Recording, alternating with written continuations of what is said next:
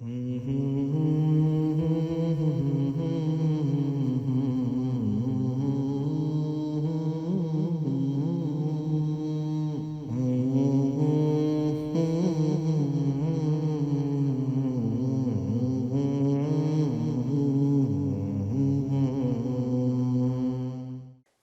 کی دعا کیوں ضروری ہے؟ بلکہ اگر اس کو یوں کہا جائے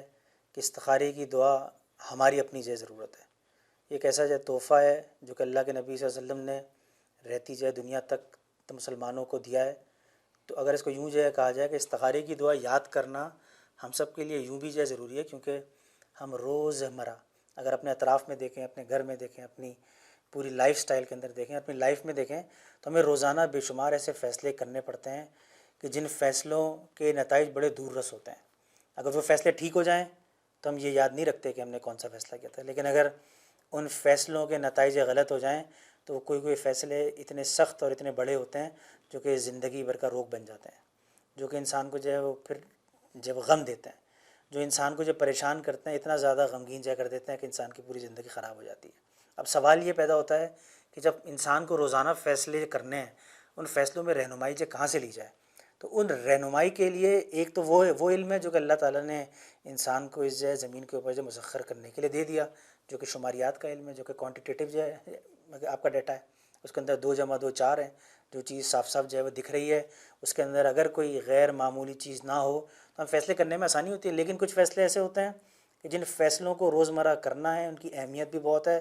اور لیکن کہیں نہ کہیں شک ہوتا ہے، کہیں نہ کہیں یہ پریشانی ہوتی ہے کہ تمام تر چیزوں کے باوجود بھی فیصلے ہو سکتے ہیں غلط. اس کے اندر مثال کے طور پہ ہم کسی کا جو ہے رشتے کے جو معاملات ہوتے ہیں، انویسٹمنٹ کے معاملات ہوتے ہیں، رشتے جوڑنے کے معاملات ہوتے ہیں، انسانی تعلق کے معاملات ہوتے ہیں، اور اس طرح کے بے شمار معاملات ہوتے ہیں، ایک جگہ سے دوسری جگہ جانے کے معاملات ہیں، معاش کے معاملات ہیں.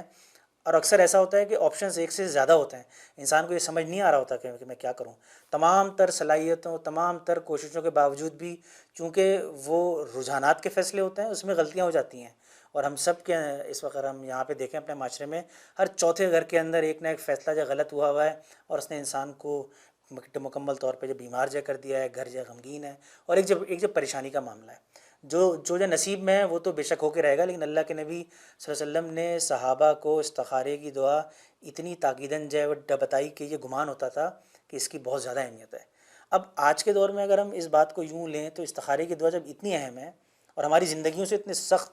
اور اتنی خصوصی طور پہ جو ہے جڑی ہوئی ہے، تو پھر ہمیں استخارے کی دعا یاد کرنا بھی جو ضروری ہے نا. کہ اس طرح تو نہیں ہے کہ استخارے کی دعا جب کیفیت انسان کو پورے جو دن ہے، مجھے جو پریشانی ہے فیصلہ جو لینا ہے، لیکن مجھے پورے دن پریشانی رہتی ہے، مجھے فیصلے سے پہلے اختلاج رہتا ہے، مجھے پریشانی رہتی ہے، مجھے جو گھبراہٹ رہتی ہے کہ جو فیصلہ کرنے جا رہا ہوں وہ صحیح ہے کہ یا جو غلط. تو اس سلسلے میں موسٹ جو ہے ریکمنڈڈ کہ اللہ تعالیٰ نے نبی اکرم صلی اللہ علیہ وسلم کے تھرو استخارے کی وہ دعا جو ہے وہ دے دی کہ اگر انسان ایک مسلمان مگر اپنے رب سے اس کو مانگے تو اللہ تعالیٰ خیر کو جو قریب کر دے گا. استخارے کی دعا ہے کیا اور اس کو یاد کرنا کیوں ہے ضروری؟ اس کے اندر بنیادی طور پہ انسان مگر اللہ تعالیٰ سے جو مانگتا ہے وہ یہ مانگتا ہے، اللہ جو فیصلہ میں کرنے جا رہا ہوں اس کے اندر خیر کو مجھ سے قریب کر دے اور شر کو مجھ سے دور کر دے. اگر شر کے اندر کوئی ایسا شر جو ہے وہ چھپا ہوا ہے جو میری انسانی آنکھ، میرے کان نہیں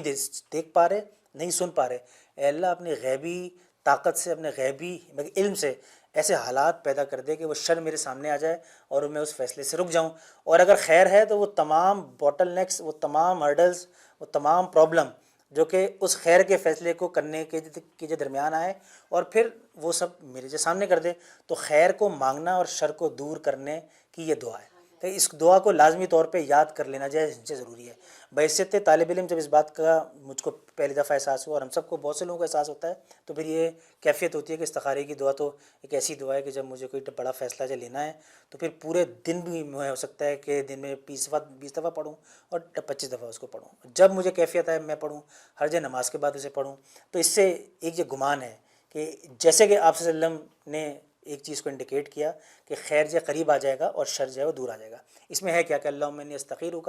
بعلمک واستقدرک بقدرتک واسألک من فضلک العظیم فإنک تقدر ولا اقدر وتعلم ولا اعلم وانت علام الغیوب اللہم ان کنت تعلم ان ھذا الامر شر لی فی دینی ومعاشی وعاقبت امری. یہ تمام ایک طویل دعا ہے. اس دعا کے اندر بنیادی طور پہ انسان مگر اللہ تعالیٰ سے خیر مانگ رہا ہے اور شر دور کر رہا ہے. تو بحیثیت یہ طالب علم اگر اس چیز کو غور سے دیکھا جائے تو ہمیں آج ہی اس بات کی کوشش کرنی چاہیے کہ وقت جو ہے وہ نکالیں. وقت نکال کے کہ اگر اللہ تعالیٰ نے صلاحیت اور حافظہ دیا ہے تو استخارے کی دعا کو بالکل اس طریقے سے یاد جو ہے وہ کر لی جائے کہ جب بھی کوئی فیصلہ جو لینا ہو، جب بھی کوئی پریشانی ہو، فیصلے سے پہلے کوئی پریشانی ہے، کوئی جو گھبراہٹ ہے، کوئی اختلاج ہے، کوئی جو بے چینی ہے، تو فیصلے کو انسان جو ڈیلے جا کرے اور اس دعا کو تواتر کے ساتھ جب بار بار جب پڑھے، سمجھ کے پڑھے اور پھر اللہ سے مانگے کہ اللہ میری اتنی استطاعت ہے نہیں. اور آپ نے اپنے حبیب یعنی کہ نبی اکرم صلی اللہ علیہ وسلم کے ذریعے جو دعا ہم تک جو پہنچائی ہے، میں آپ کے سامنے حاضر ہوں. اور رات کا آخری جو پہر ہو جب کوئی اور نہیں ہوتا، اگر اس وقت یہ دعا جب مانگی جائے، پورے جو ہے وہ دن مانگی جائے اور خیر کے لیے مانگی جائے، تو جو لوگ ہیں، جو خیر کے لوگ ہیں، جو کہ اب آپ یہ جو کہہ سکتے ہیں کہ ہمارے صاحب الرائے لوگ ہیں، ان کے یہ جو تجربات ہیں کہ اللہ تعالیٰ پھر انسان کو جو ہے وہ کسی آزمائش میں نہیں ڈالتا، پھر خیر جو ہے قریب آ جاتا ہے اور شر دور ہو جاتا ہے. یہ ایک ایسی جو ہے وہ تحدیث نعمت کی چیز تھی جو کہ ہم سب کو ایک دوسرے تک پہنچانی چاہیے، اور اس بات کی جو ہے ترغیب دیں ہم کہ استخارے کی دعا کو یاد کیا جائے اور یاد کرنے کے ساتھ ساتھ اس کو زیادہ سے زیادہ جو پڑھا جائے.